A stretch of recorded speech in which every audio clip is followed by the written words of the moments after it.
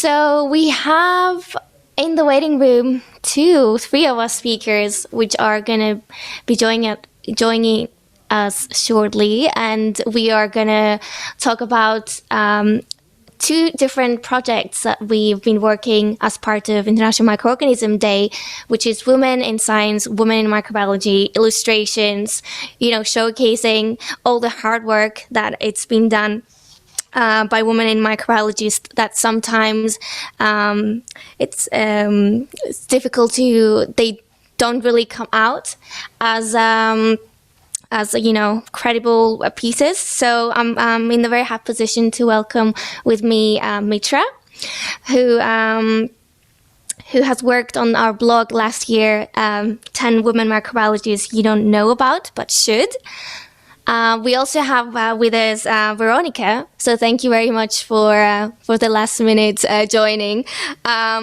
Who she actually worked on the illustration part of the Women in Science and Women in Microbiology, and we also have Ben, who orchestrated all of these collaboration and helped finalize the project. So welcome you all. We're so happy to have you here. Thank you. This is great. This is the first time we've actually all met. At the same time, so this is kind of maybe a symptom of COVID times, but it's an absolute pleasure. Yeah, I mean, there's just so much to talk about in this session. I don't even know where to start, but I guess we could just maybe take a chronological view now of how things started. And I guess the first thing was the blog on our website, which you can find. So I'll maybe hand out first to Mitra and Ben to just give us an overview of your inspiration, how you actually wrote the blog, the illustrations. Yeah, so super happy to be here. Thank you guys for inviting me, and awesome to see both you, Ben, and Veronica. Veronica, awesome job on the illustrations. It was so good. So I got the inspiration for this blog, I guess, last year's International Microorganism Day. I got in touch with Joe, and we were bouncing off blog ideas, and one of them was to talk about some lesser known microbiologists. And I was like, okay, I know Leeuwenhoek and I know, Louis Pasteur, who else do I not know? And I was like, wait, I've never learned really about any, marginalized, especially any female microbiologists in any of my textbooks or school curriculum. So that was pretty much an easy start for me to start researching and to find out, who are some of those unsung heroes, heroines, I guess, of microbiology that oftentimes worked in the shadows of these really revered male scientists. So there's a decent amount of research on women microbiologists out there, although it is a little bit hard to come by. So the ones that I found, I highlighted in my blog that I think Joe is scrolling through right now. But I always like to mention that it is in no way an all-encompassing list. There is still so much out there. And there's still so many, marginalized scientists that remain to be highlighted, in this discussion. Microbiologists that really set the groundwork for the work that so many scientists are doing today. So yeah, I'll leave it there. Mm-hmm. And I guess which one, should we pick one and just say a little bit of history behind it, as we're just, which one may be the most striking or example of a woman in microbiology, which we should mention? Yeah, I have one up here. It's Elizabeth Bougie. And the reason I like to highlight her, I don't know if I want to pull her up on the blog, but she was an American microbiologist and biochemist, and she helped develop or discover the antibiotic streptomycin, which is used against Mycobacterium tuberculosis. So she discovered this in a soil culture, and she was helping these male scientists, and I have his name up, Professor Selman Watson. So Professor Watson ended up winning the Nobel Prize for Medicine for this discovery, but they kept her name off the patent, and they didn't give her the recognition when they won the Nobel Prize, because they assumed that she's going to, one day get married and have a family. And so that recognition wouldn't really be important for her, and closed that book. So I like highlighting her because this basically sets the tone for what a lot of these women microbiologists, women scientists, and historically have gone through. It's just doing a lot of the legwork and the heavy lifting and making these really amazing scientific breakthroughs, but just not getting the light of day for the work that they've done. And similarly, I could also highlight, I think, one second, Esther Letterberg too. She helped discover the lambda phage, which is the phage that is the virus that is specific to E. coli. But similarly, she worked in the shadows of her husband. They worked in the same lab together, and also didn't get a lot of recognition for the work she was doing. And so this theme plays out across a lot of these women scientists that I've highlighted in this blog, and surely so many more that I haven't been able to highlight yet. Mm-hmm. Yeah, I mean, thank you for all these stories. Maybe let's pass to Ben, just giving a voice to everyone of you guys in this call. So, how was your involvement in creating this, the blogs and the illustrations, and can you identify with what Mitra said before? Absolutely. I mean, so my involvement in this was absolutely minimal. I mean, it was Mitra who kind of got everything together and produced this amazing blog post that I think everyone who saw it kind of was really amazed by. And my involvement was basically kind of finding Veronica and asking her to kind of put some color on these amazing stories. And I think during the whole process, I definitely can't take credit for it, but I'm happy that it went ahead, because I think it's taught me a lot about the history of the subject that I'm involved in, and really taught me how little I know about microbiology and history, the history of microbiology in general, but then especially the stories of these amazing women who have contributed so much to the field. And like, as you said, Mitra, the story really does repeat itself, that they kind of get zero credit. Despite having contributed so much under very, very difficult circumstances. And the project kind of that we did actually involved us kind of revisiting the list and kind of finding more. And I think that was also a great experience, kind of really looking at the list and really trying to find these amazing scientists who have been buried by this, the kind of circumstance that they found themselves in. It kind of made me really want to kind of do more and continue. Mm-hmm. And Veronica, I guess we could get you involved in this question. So yeah, can you just tell us a little bit about what you did, and maybe we can also show the illustration that you did on the screen as you are walking us through it. Yeah.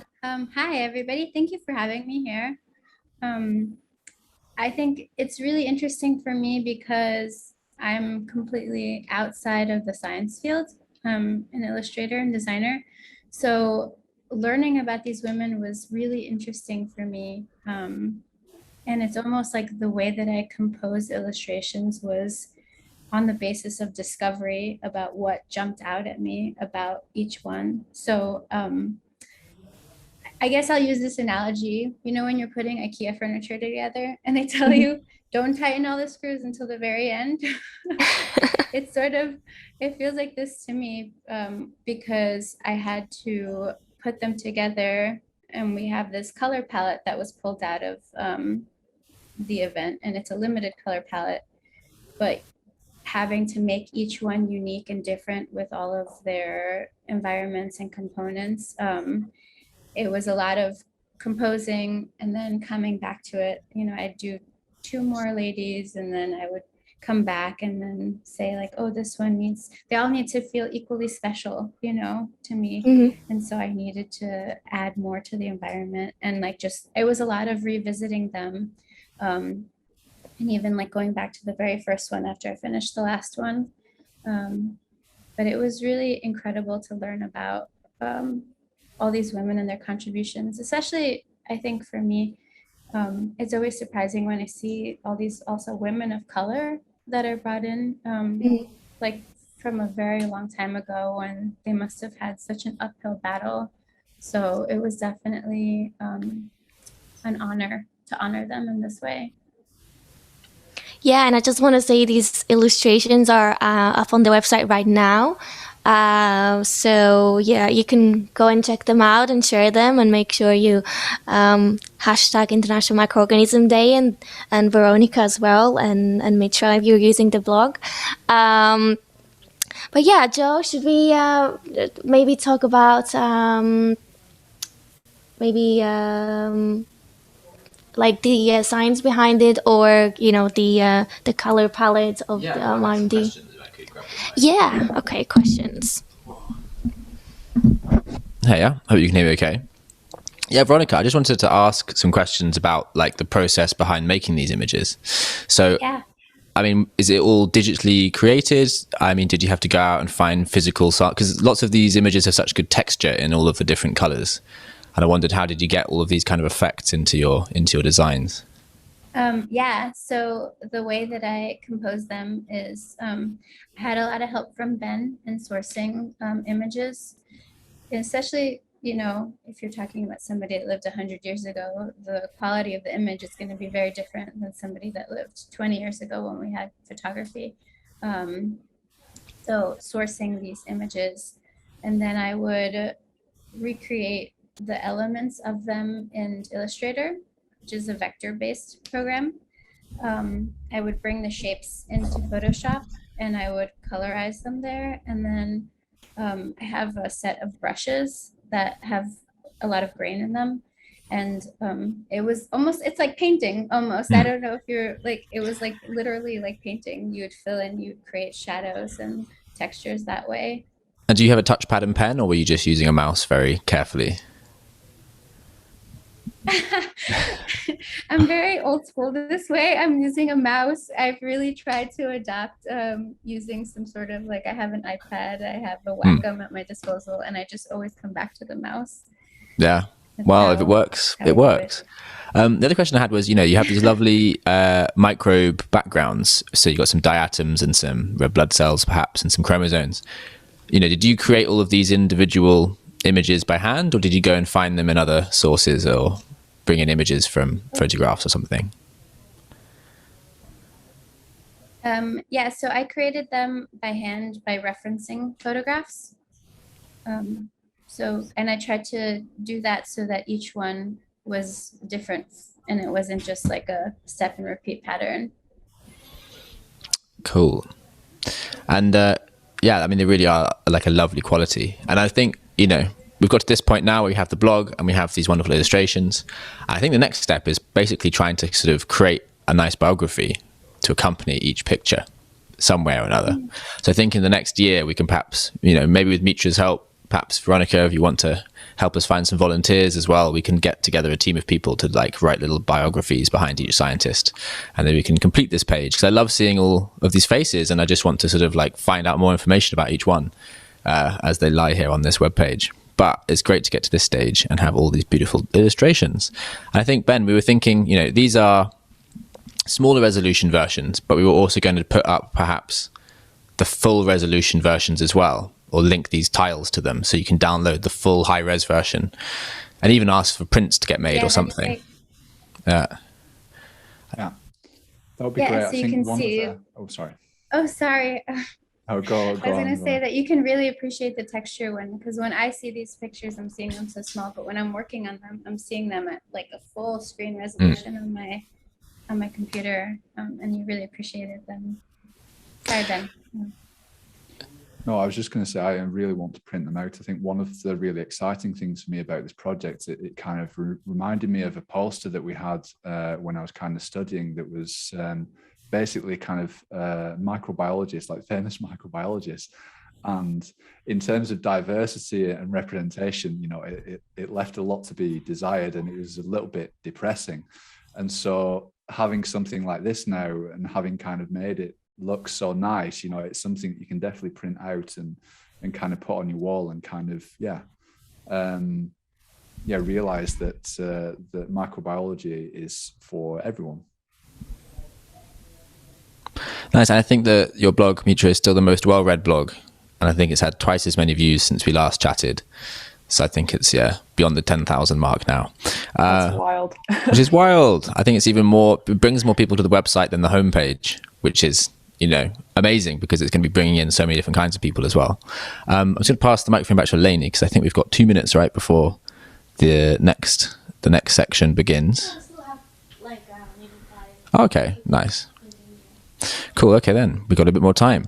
So, Veronica, I know that this isn't the only Women in Science illustration project you've done. So I think there was another one that you might have done, and I wanted to ask you some questions about that. How did that one get brought to you? And could you tell us a bit about it? Yeah. So I was, I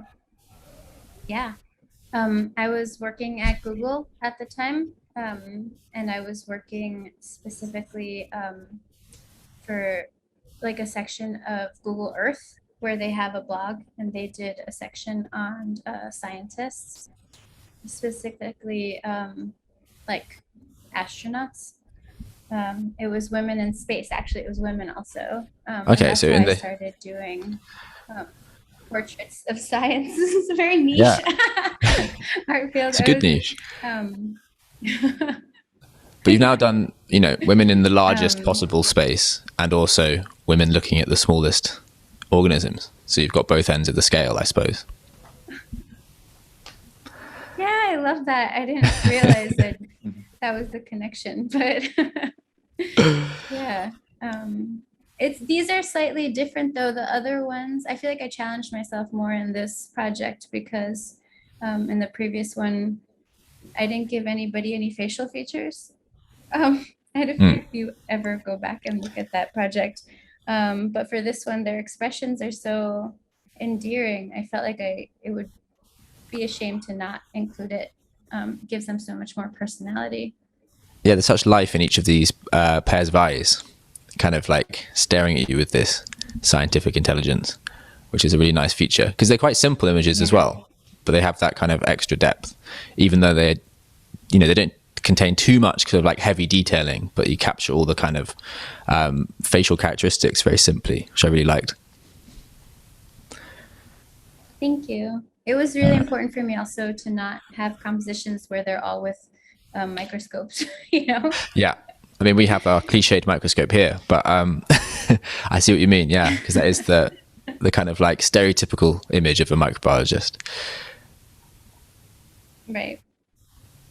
Yeah, I'll add that the pictures I used for the blog are like, you kind of feel like you're reading a textbook at some point because they're just these old black and white images, and seeing these just brings so much character and life to all of their stories. So, more science and art is where I'm standing right now. Yeah. Or more art and science. More art and science, but wonderful to hark to all the scientists here. But yeah, so I think as we go forward and we try and build the biographies around each of these scientists and link in all the high def images, Ben, you were mentioning that there might be a way in which we can add in a thing that would allow you to print off any version of these you wanted and post it to your house. I think that was your mad scheme for the next step. Yeah, exactly. I'd like to kind of set up like a print on demand or something that maybe we could have on the website, so we can design some of them as individuals or as posters, so that people can just print them off as they want. So when we do that, that will definitely be added to the website. I was also kind of thinking before we finished, like talking to everyone listening, like so the blog kind of developed now into the series of 10 illustrations that kind of includes a few different names. And I kind of really want to know who we missed, like who should we have on a list, because I don't feel like stopping. I feel like I want to learn more, and I want people to kind of, shout out their favorite stories, their favorite heroines of microbiology, like today and in the past, because it's so important to learn, and it's fascinating. So is anyone, Mitra, on the list that you provided that we didn't cover with an illustration who you think should be next in line? So there are the few that are on the blog that are in this illustration series. But as Ben said, I mean, even beyond like this handful that we've covered both in the illustration series and in the blog, there I'm sure are many more untold stories. And I particularly am now interested in digging up as much as I can on more both women of color microbiologists or that contributed to microbiology, but also a lot from the LGBTQ community. I'm sure both of these groups have had hurdles upon hurdles, in addition to being either women or in any other marginalized group trying to do the science that they're doing. So I expect the research to be a little bit difficult and hard to come by, but I'm excited to look into it. And as Ben highlighted too, if there's some avenue of maybe it's on Twitter or social media or through this this live stream, if people can shout out like other microbiologists that have not gotten the recognition they deserve, if they can add that to our list and spotlight them, that would be very helpful. I think that's a great idea. I think we also have next year, before IMD, but in a few months, there's LGBT and STEM Day. So maybe we could aim to get the blog ready in time for that day. That would be a nice kind of like timeline. Yeah. I'm just trying to find which day it was, because I remember it was earlier this year. I think it might be in March or sometimes in April. But anyway, we'll find the date and we will put that down as a good release date for the next blog. Awesome. Good stuff. Cool. Right, Eleni, you got 5 minutes left. Anything you want to wrap up with? I guess we can highlight a few more microbiologists, I can say, because we do have another 5 minutes. So I guess that would be a good time to highlight maybe two more women microbiologists that you covered in the blog, Mitra. Sure thing. Yeah. We can do Jessie Isabel Price. I thought she was really cool. So she's the one that's holding the waterfowl, the duck, right now. I don't know if we want to go to the blog too, but I can just speak briefly about her. She was a veterinary microbiologist. She was an African-American veterinary microbiologist. And she helped actually develop vaccines that fight against bacterial diseases in waterfowl and commercial ducks, and received her PhD from Cornell. And then she went on to develop, I have the name here, a vaccine against Pasteurella antipestifer. I totally didn't butcher that name, virus. And that's again found in ducks and waterfowl. So it was a really niche, field that she was in microbiology and in veterinary sciences.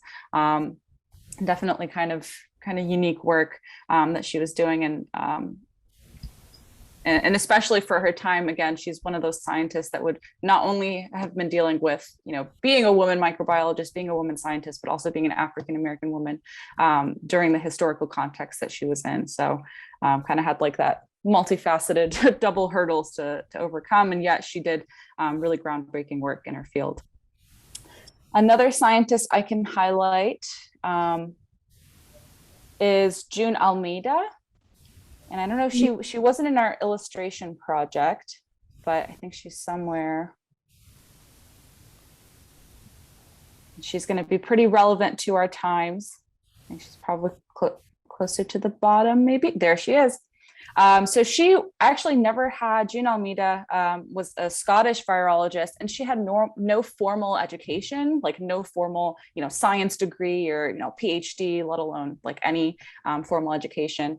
But she was a skilled technician, and she was actually the first person to visualize under a microscope a coronavirus, among other viral structures.